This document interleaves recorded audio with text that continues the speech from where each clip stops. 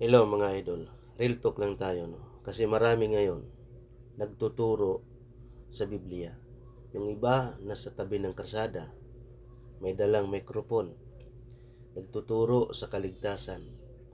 Yung iba umaakyat sa sasakyan kung saan saan. Pero ang itinuturo nila, hawak-hawak Biblia. Pero ang itinuturo nila, salungat doon sa aral na ipinangaral ng ating Panginoong Hesukristo.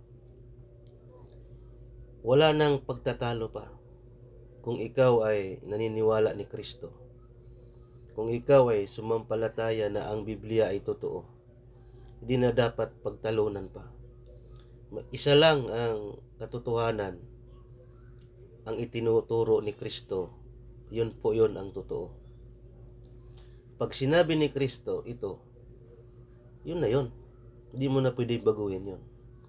Pag sinabi ni Kristo na ako'y tao, hindi mo na pwedeng baguhin yun. Sinabi na nga ng tagapagligtas na ako'y tao.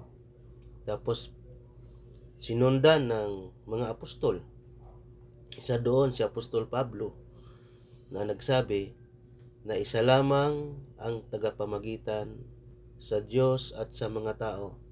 Walang iba, ang taong si Jesucristo. Kaya wala nang pagtatalo. Kumbaga sa boxing knockout ng kalaban. So yung mga nagtuturo na yan, mapunta yan sa kapahamakan. Hindi nila naunawaan, hindi nila naintindihan ang katotohanan nakasulat sa Biblia. Lalo na yung tinatawag na MCGI, wala yan. Yung mga Sabadista, wala yan.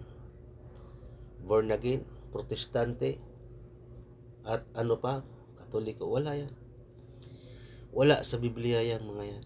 At yung iba pang reliyon, wala sa Biblia, hindi nakasulat. Pagka hindi nakasulat sa Biblia, hindi po totoo yun. Kaya mag-isip-isip tayo sa panahon ngayon. Mga nangyayari na isang palatandaan na malapit ng paghuhukom. Mag-isip-isip po tayo. Magsuri tayo ng mabuti sa aral ng Diyos. Tama na yung pride. Hindi ka maliligtas dyan. Gamitin mo yung isip, utak na ibinigay ng Diyos sa'yo para malaman mo ang katotohanan. Magsuri ka sa tunay na iglesia ni Kristo na nakasulat sa Biblia. Yun lang. Para magkaroon ng kabuluhan yung paglilingkod natin. Salamat.